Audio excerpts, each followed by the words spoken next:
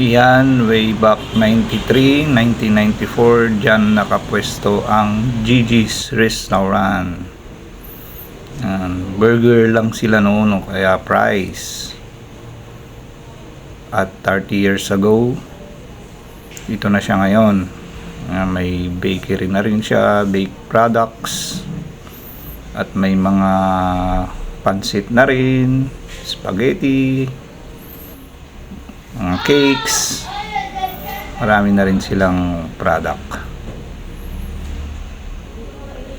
Sa kabila ng mga nagsulputang mga dambuhalang kainan, nananatili pa rin nakatayo si Gigi's Restaurant. Alright, shout out sa mga batang 90s,